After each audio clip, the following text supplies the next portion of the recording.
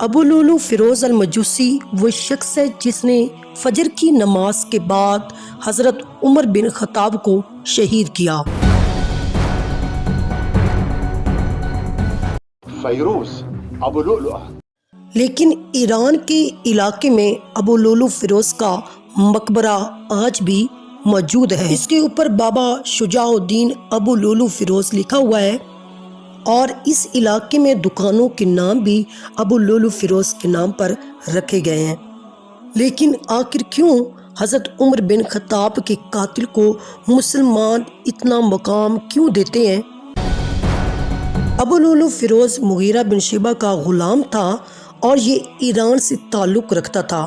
جب ایران فتح ہوا تو حضرت عمر فاروق نے ایرانی غلاموں کو مدینے آنے سے منع کر دیا، تو ان کا داخلہ مدینے میں ممنوع تھا، کیونکہ ایرانی جو تھے وہ حضرت عمر فاروق کے ساتھ دشمنی رکھتے تھے۔ حضرت عمر کے منع کرنے کے باوجود بھی مغیرہ بن شیبہ انہیں اپنا غلام بنا کر لے آئے اور حضرت عمر فاروق سے انہیں ملوایا اور کہا کہ یہ کاریگر غلام ہے جو لوہار بھی ہے، بڑھئی بھی ہے اور نقاش بھی ہے، اور یہ نہوند کی جنگ میں اسے غلام بنایا گیا ہے، میں اسے مدینہ لے کر آیا ہوں۔ یہ چکی کا کام کرتا ہے اور روزانہ کی کمائی میں سے 4 درہم مجھے دیتا ہے۔ ابھی اسے مدینہ میں داخل ہوئے کچھ عرصہ ہی گزرا تھا کہ وہ امیر المومنین حضرت عمر کے پاس یہ شکایت لے کر آئے، میرے آقا مغیرہ نے جو مجھ پر خراج مقرر کر رکھا ہے وہ بہت زیادہ ہے، جو میں ادا نہیں کر سکتا۔ حضرت عمر نے اس سے دریافت فرمایا، بتاؤ تم کیا کیا کام جانتے ہو؟ وہ عرض کرنے لگا، میں فلاں فلاں کام جانتا ہوں۔ اس نے وہ تمام کام گنوا دیے جن کے بارے میں حضرت مغیرہ نے حضرت عمر کو بتایا تھا۔ حضرت عمر نے فرمایا، یہ جو کام تم بتا رہے ہو تم جانتے ہو اور ان میں مہارت رکھتے ہو، ان کی نوعیت کے لحاظ سے دیکھا جائے تو تمہارا خراج بالکل بھی زیادہ نہیں۔ وہ غلام یہ سن کر ناراض ہو گیا اور بڑبڑاتا ہوا واپس چلا گیا۔ يقال هذا فيروز ابو لؤلؤ مولى چند راتیں گزری کہ امیر المومنین حضرت عمر گزرتے ہوئے پھر اس غلام سے ان کا سامنا ہو گیا۔ آپ نے اسے بلایا اور فرمایا، کیا مجھ سے یہ نہیں بیان کیا گیا تھا کہ تو کہتا ہے اگر میں چاہوں تو ایسی چکی بنا دوں جو ہوا سے چلے؟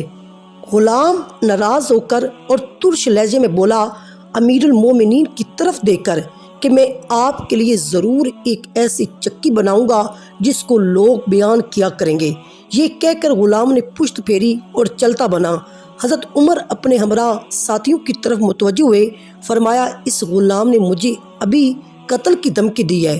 امیر المومنین حضرت عمر بن خطاب کو دھمکی دینے والا غلام ایک صبح تاریکی میں مسجد کے گوشے میں چھپ کر بیٹھ گیا اور وہیں بیٹھا رہا یہاں تک کہ امیر المومنین فجر کی نماز کے لیے لوگوں کو جگاتے ہوئے وہاں پہنچ گئے۔ جیسے ہی حضرت عمر اس بدبخت کے قریب ہوئے تو اس نے تیز خنجر سے آپ پر حملہ کیا اور خنجر کے 3 وار آپ پر کیے، جن میں سے ایک وار آپ کو ناف کے نیچے لگا جو گہرا تھا اور اس نے پیٹ کی اندرونی کھال تک کاٹ ڈالی۔ پھر وہ مسجد میں موجود دوسرے لوگوں پر ٹوٹ پڑا اور 11 مزید نمازیوں کو بھی خنجر کے وار سے زخمی کر دیا اور آخر میں اپنے خنجر سے خودکشی کر لی۔ ایک اور روایت میں کس نے کل 13 لوگوں کو زخمی کیا، جن میں صرف 4 زندہ بچے تھے اور باقی 9 شہید ہو گئے، اور بعض کے نزدیک 9 بچ گئے تھے اور 4 شہید ہو گئے۔ حضرت عبداللہ ابن عباس سے روایت ہے کہ ابو لولو مجوسی اور آتش پرست تھا، جو کہ ایرانی مجوسی فوج کا سپاہی تھا اور جنگ قادسیہ میں غلام کے طور پر قیدی ہوا تھا۔ حیرت ہے اس ملعون مجوسی کو ایک خاص مکتبہ فکر سے تعلق رکھنے والے لوگ بابا شجاع الدین کے نام سے یاد کرتے ہیں، یعنی اسے بابا شجاع الدین دین کا بہادر کہہ کر یاد کیا جاتا ہے۔ یہی نہیں بلکہ ایران کے شہر کاشان میں ابو لولو فیروز مجوسی کے نام سے ایک مزار بھی موجود ہے جہاں لوگ باقاعدہ حاضر ہوتے ہیں۔ یہ مزار کب اور کس نے تعمیر کروایا اس کے بارے میں تاریخ خاموش ہے، البتہ یہ 11ویں صدی کے شاہانہ انداز میں تعمیر کی گئی عمارت ہے جو ایرانی ٹائلوں سے مزین ہے اور یہ گنبد پر مشتمل ہے۔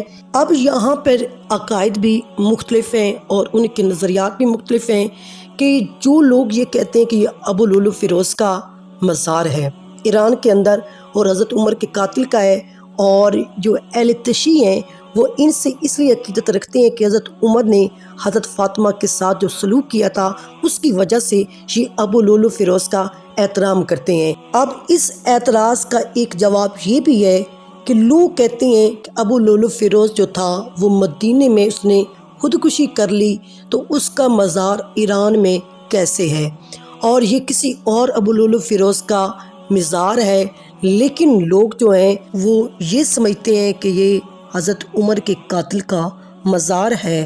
تو اللہ تعالیٰ اس چیز کو بہتر جانتا ہے، اللہ تعالیٰ بہتر جاننے والا ہے۔